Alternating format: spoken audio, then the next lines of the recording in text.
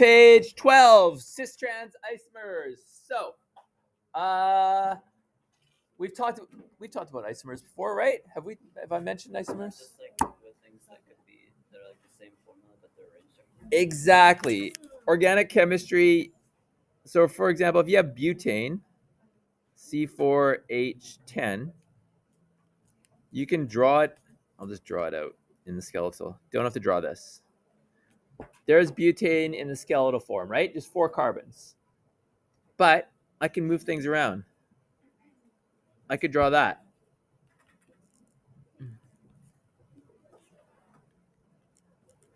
I guess I don't need this one. Boom. Right? There's a carbon here. So that's the exact same molecular formula, but the structure is different. Okay? That's what isomers are. If you have double bonds, you can get geometric isomers. So cis isomers have the groups on the same side of the molecule. In other words, both groups will be pointing up. They're on the same side vertically. Or they can be both down. It doesn't matter. Okay? Trans isomers, they're on opposite sides. So here's molecular formulas, or here's little molecular models. That's a trans isomer because these groups are on opposite sides. So what happens, and then this is cis, they're on the same side. The reason this happens is because, well, one, it's just random, but also if these molecules are really big, these attachments, if they're on the same side, they're going to clunk into each other. So that's unstable. So the more stable form could be the trans, all right? Because they're on opposite sides. They got more space to sit there. All right. Usually, cis isomers are polar. What does polar mean? They're asymmetry and they've got a bit of a charge separation, right? Whereas trans isomers are not. Why do you think that is? You said the answer. It's, sorry? Stable, but why would they be polar versus not polar? Now, it's not every one, but in general. Why would cis isomers be polar? Say it. Sorry? Yeah, they're balanced. It has to do with symmetry, right? If they're opposite, say these are other groups, they'd be pulling in opposite directions, right? So they sort of cancel each other out. Whereas the cis ones, they're pulling in the same direction, all right? So it has to do with symmetry. That's the last unit we did. I'm not going to ask you that, but if they have the same molecular formula, these two have the same molecular formula. It's got 4 carbons, but they're different geometrically. They have different properties. They have different melting points and boiling points. Okay.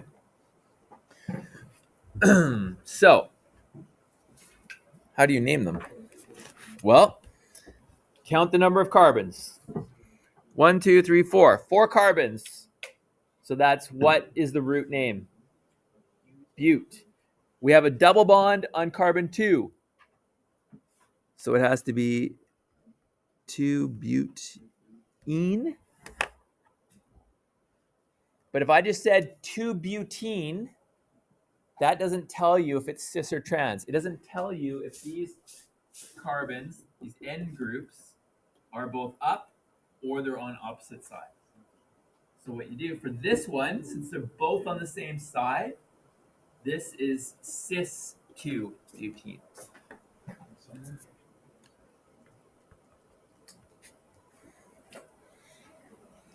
And if they're on opposite sides, like this, it is, whoops.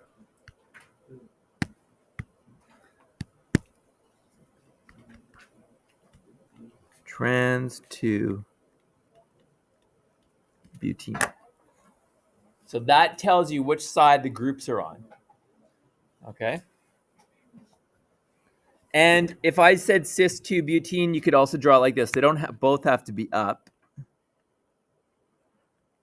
That's the same molecule, right? Because they're, as long as they're on the same side, whether they're up or down doesn't matter, because if I just flip that, I get So it doesn't matter. All right, going the other way, taking the name and drawing the structure. 1,2-dibromoethene.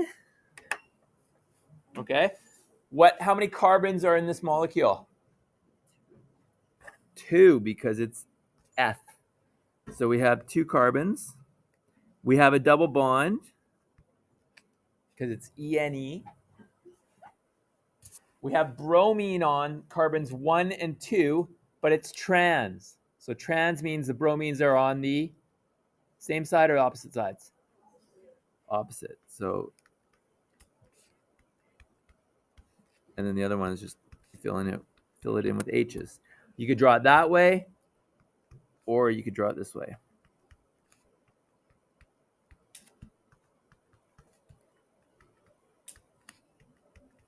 How would you draw the skeletal structure?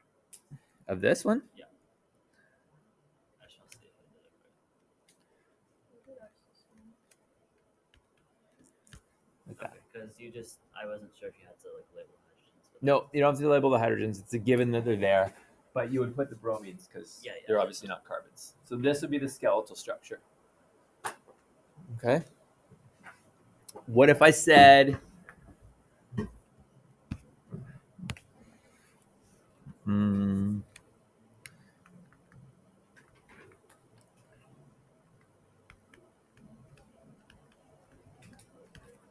trans 3 heptene.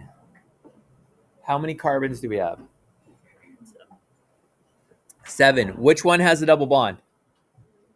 Carbon 3. So we have a double bond. That's what you should mark first. Okay. We know this is carbon 3, right? So what has to be to the left of it? 2 more carbons, right? Does that make sense? So it doesn't matter. You can pick which side. You want to draw them up or down? It doesn't matter. Up. Okay. So if I draw them up here, that means I have a CH3 and a CH2. How many carbons do I have right now? 4. How many do I need? 7, right? So I need 3 more. Where do I draw them? They have to be down.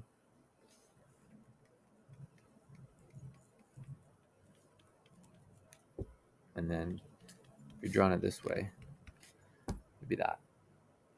So 1, 2, 3, 4, 5, 6, 7. There's the hept. One sec. The 3 tells you have a double bond on carbon 3. And the trans tells you this group, this ethyl group, and this propyl group are on opposite sides. Is that? Say that again.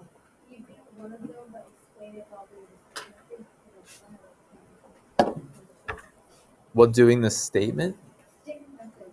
Oh, how to draw this in the stick method? Okay. Let's do a different one. Let's do cis 2 pentene.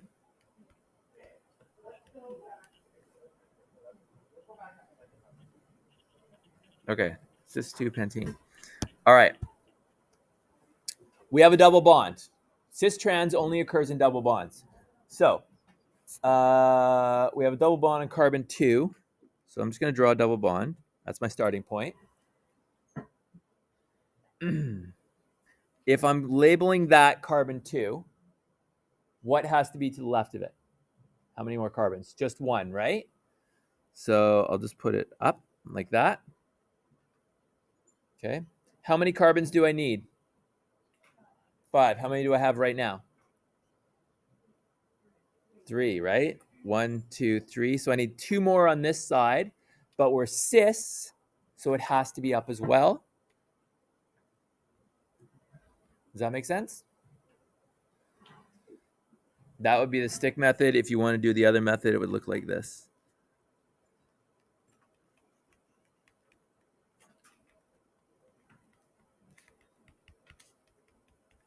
Be that. Okay?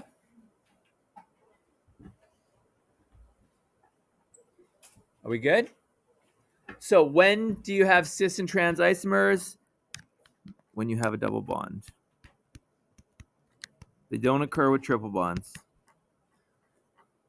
All right, double bond. I'll just leave it as that. If you have a double bond, you should be aware. Now, not everything will be called cis and trans, but if you have a double bond, that's a big clue to look for cis trans isomers. Okay? Do those two questions, please. And then we'll start aromatics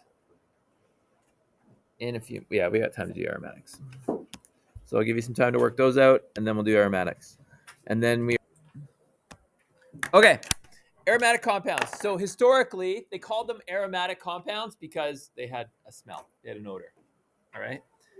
Now we've sort of changed that a little bit. Is they contain a benzene ring. Okay.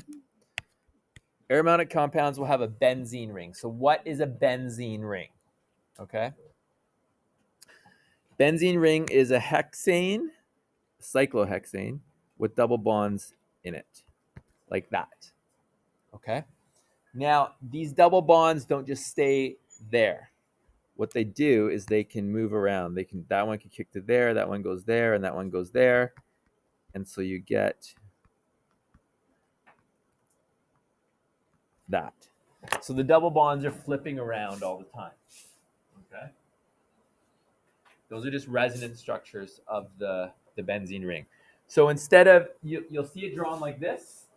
I'm never gonna draw this because that's too much work. I'm gonna draw this. Okay. But what they do, because those double bonds are flipping around all the time, they just put a little circle on the inside. It doesn't have to be a dashed line. You can just do. You see that? That's a benzene ring. Okay, because the double bonds continually move. All right. So it is very carcinogenic. You do not want to drink benzene. It's in cigarettes, so you inhale it if you smoke cigarettes. Side note: in the labs up at UVic, well, any lab, they have like 95% ethanol. Ethanol is the type of alcohol you drink. So there's 95%. Well, there's 72%. There's 95%, and there's 100%, and then you can get other ones. So because people would steal the alcohol, because it's basically pure alcohol from the lab, what they do is it's called denaturing. They put a bit of benzene in it, which doesn't affect the properties of it. You can still use it to do everything you need to do. But if you drink it with the benzene, it makes you violently ill. So don't ever steal the alcohol from a chemistry lab. Okay. Yeah, like it's done at it's not UVic that does it. It's the company that makes it does it. They add in benzene was what I was told was in it. There might be other things as well. But sorry? No, because you're not supposed to steal. Stealing's unethical. Benzene if you drink pure benzene, yeah. I don't know what it tastes like. But in the alcohol, you probably can't taste it because the alcohol would like 95 to 100% alcohol.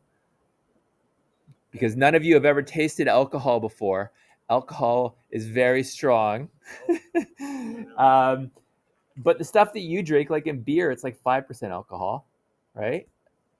Spirits, I think it's like 20. Like it's not strong, right? So 100% would like punch you in the face, right?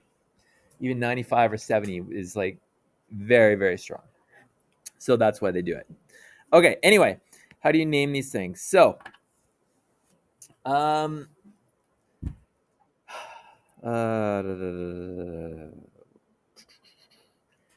if you only have one substitute on the benzene ring, one functional group attached to it, you don't have to number it because you always number the lowest. So that is a what type of group? Methyl. So this would be called methylbenzene.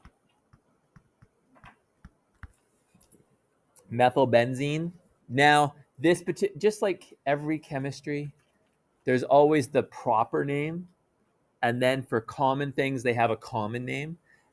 This molecule, when you put a methyl group on benzene, is called toluene. So if you go on, a lot of things would just say this is toluene. All right, you can call it methylbenzene. I'm happy with that. If I put a chlorine on it, what's it called? Chlorobenzene. You don't have to number it because that would always be one, right? Because you always want the lowest numbers, so you don't have to number it. If you put other groups on it, then you have to start numbering. So we've got a benzene ring at the center, and we got these groups coming off. We got 2 ethyls and a methyl. So where should we start numbering? This is going to be a bit of trial and error. You're going to start at the ethyls. Now you have a choice. You could start here and go 1, 2, 3, 4. And in case, that's going to give you the numbers 1, 2, and 4, right? But you could also start numbering here. I'll do it in red. 1, 2, 3, 4. And if you do it that way, you get 1, 3, 4. Which one are we going to use? 1, 2, 4, because those are the lower numbers. So this is the one that we use. So we call this 1. Let me erase the red so it's not confusing. 1, 4 diethyl 2 methyl benzene. Nice simple name. And there shouldn't be an E at the end of methyl. There we go. All right. Drawing the structure is actually easier, I find anyway. Just look at the root name. Benzene. So what do you draw? Draw a benzene ring. You can just put the circle, or you can put the double bonds. It's up to you. I don't really care. 1,3,5 trinitro. What's a nitro group? NO2. 1, 3. So that would be 1, 3, and 4. There's 5. So NO2, NO2, NO2. What would this molecule be called?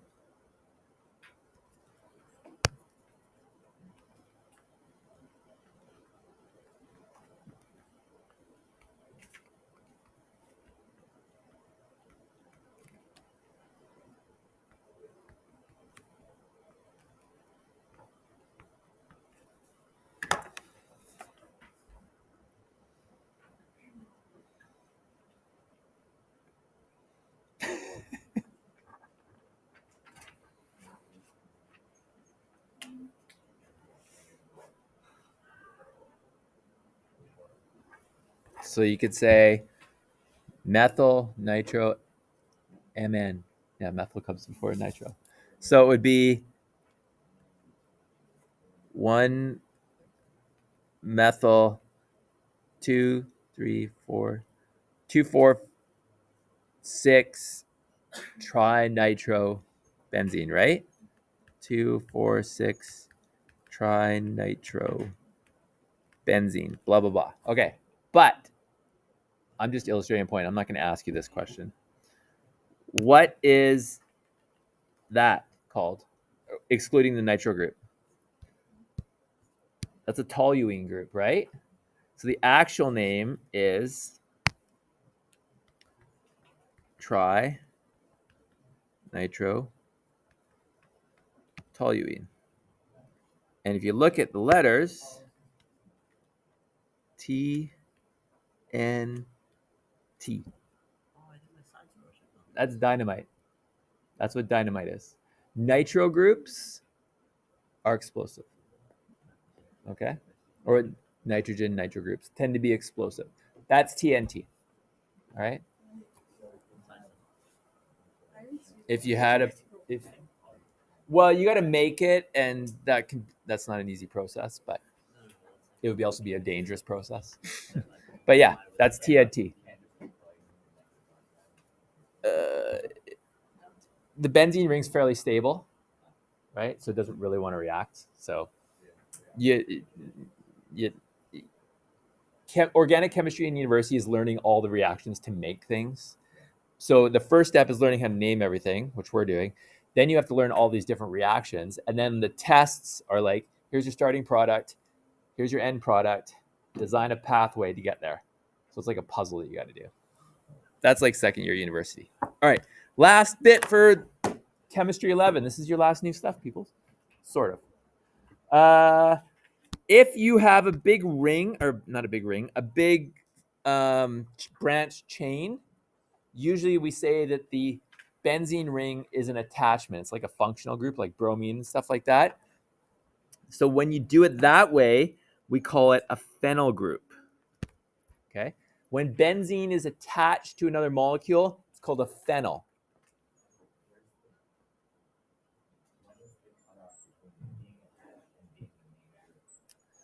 That's an excellent question.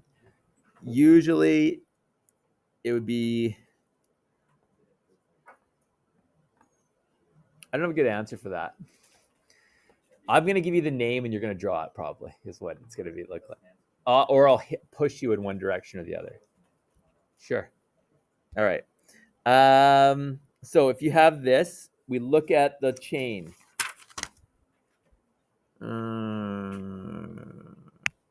Pink. 1, 2, 3, 4.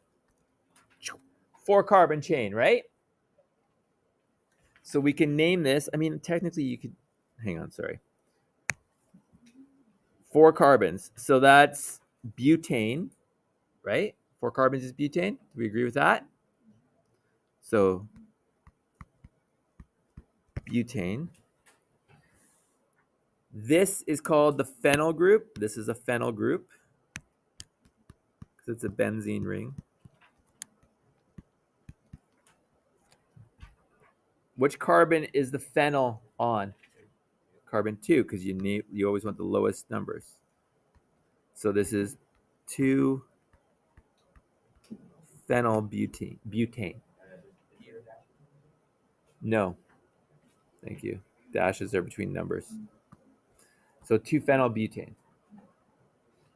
Right? If I asked you to draw 3 phenyl 1 hexene, so carbon 1 has a double bond. Carbon 3 has a phenyl group.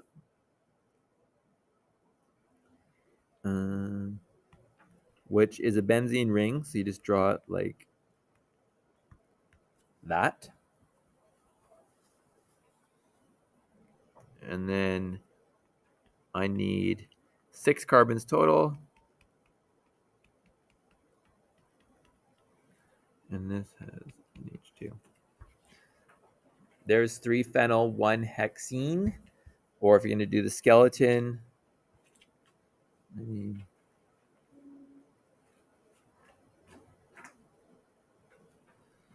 that double bond 1, 2, 3.